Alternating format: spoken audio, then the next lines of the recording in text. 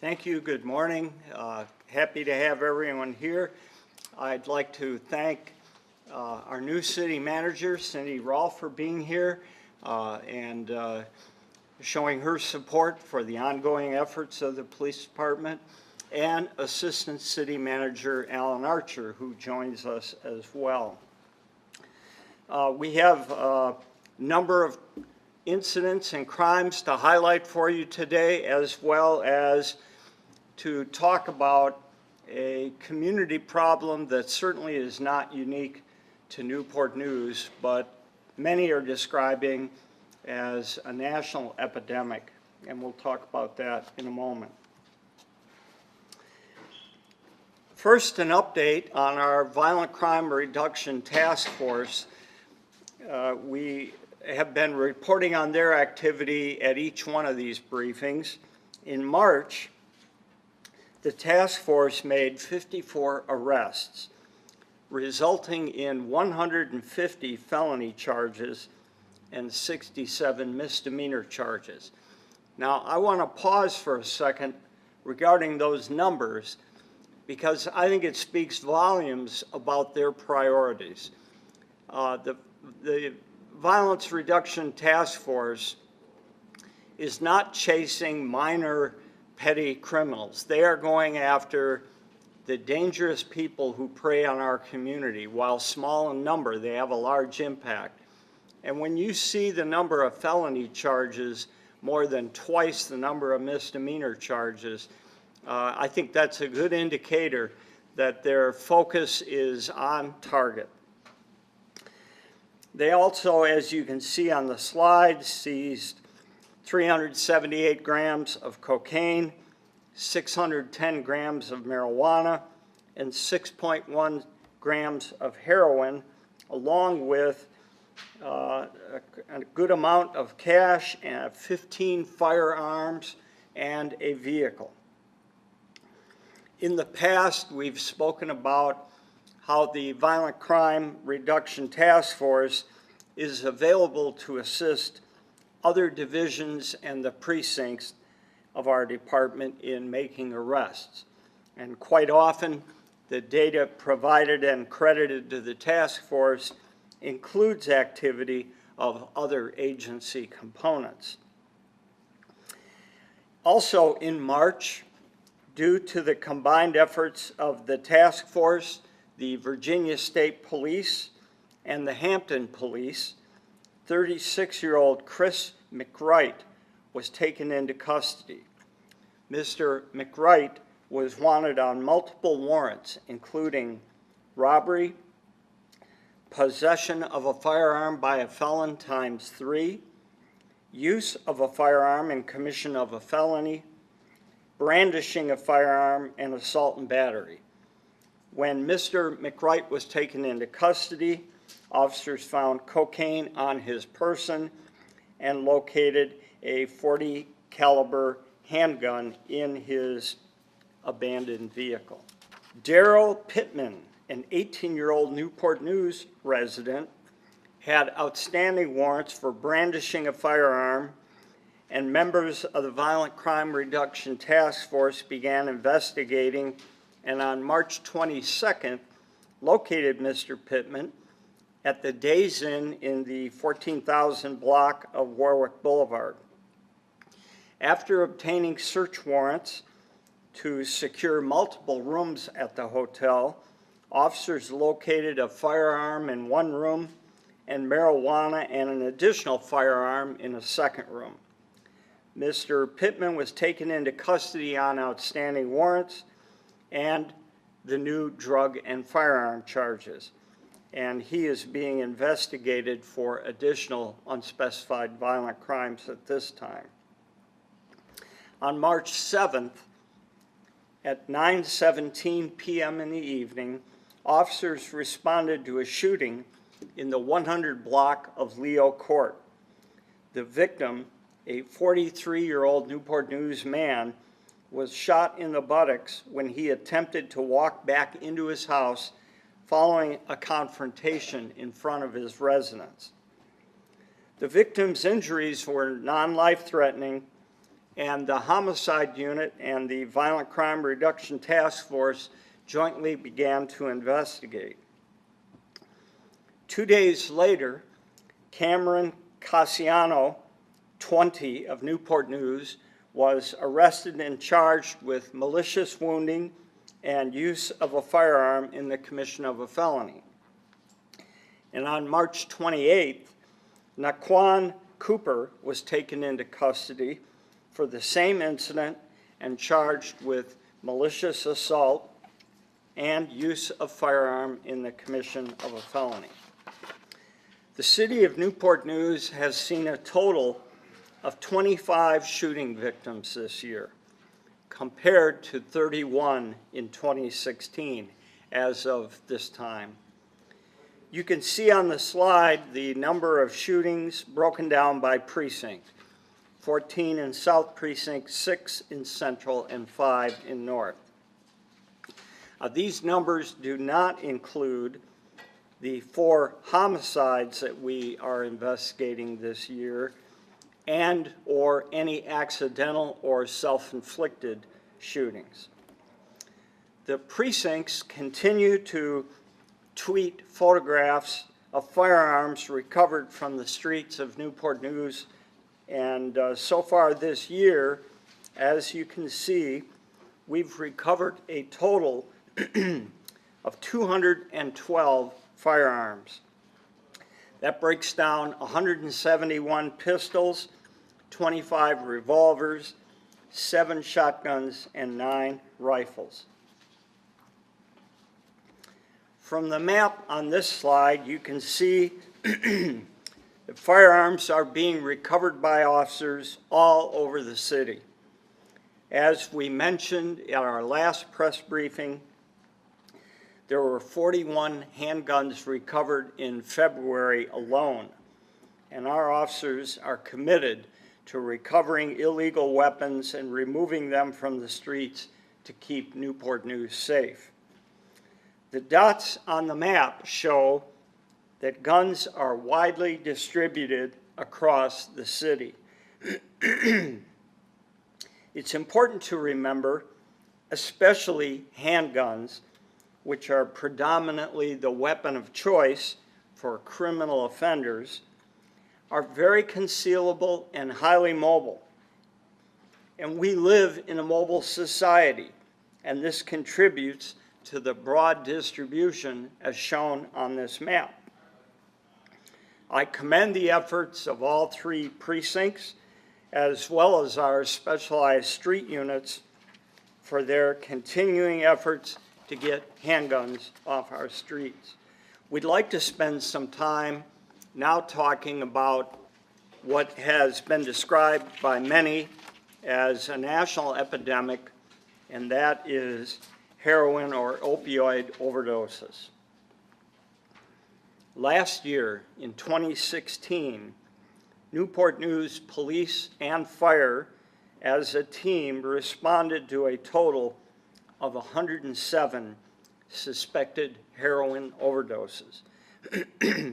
Of the 107, 85 of them were non-fatal and 22 of them were fatal. Now, it takes a while for the toxicology reports to come back whenever there is a fatal overdose, and so we're waiting on many of the results even from last year. But of the incidents that have come back, toxicology reports come back, 15 of the 22 have been confirmed as heroin overdoses. So far this year, the police department and fire EMS have responded to a total of 46 suspected heroin overdoses. And of those 46, 38 have been non-fatal and 8 of them have been fatal. So far, the toxicology has come back on only 1 of the 8 that we're able to confirm was a heroin, and we're awaiting results on the other 7. In the case of a suspected heroin or opioid overdose, the police and fire department respond as a team. And before we made a decision on whether to issue Narcan to police officers to carry or not, we carefully studied the response time of our EMS. In our research, we could not find a single case where a life was jeopardized because officers were waiting for EMS staff to arrive with the miracle drug, as it's been called, Narcan or naloxone. It's not uncommon, in fact, for the medics to arrive on scene at these incidents even before our police officers. Therefore, currently, our officers do not carry Narcan because the medics get there so quickly. They're trained and proficient at the use and deployment of life-saving drugs, and it just works very well for us with this team approach. Now, we're going to continue to analyze the response time situation, and if we find that something changes and a response gap develops and that lives are in jeopardy, we will revisit the Narcan decision. For example, we've often talked with you and the community about the manpower shortages we have. If we find that as we're able to fill our vacancies and put more officers on the street, they're getting to the scenes prior to the medics, that would be a good reason to revisit. However, we have a very robust EMS system in Newport News. People should be very proud of the work of our EMS. We certainly are here in the police department, and we're quite content that they're getting there on scene in a timely manner and are saving lives with the use of Narcan. There's other factors at play in whether police officers can or should carry the Narcan. One thing we found is the drug is temperature sensitive, and so you can't just stick it in a police car and leave it there continuously. I don't have to tell you, in our region we get some pretty hot days here, and the interior of a police car is a hostile atmosphere for a drug like Narcan to be left continuously. There's also a training curve.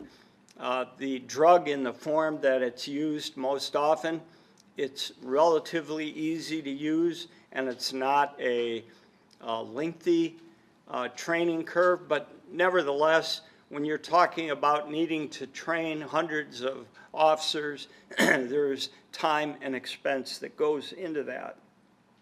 It would be worth it if we weren't already getting the drug on scene in a timely manner via EMS, but we are.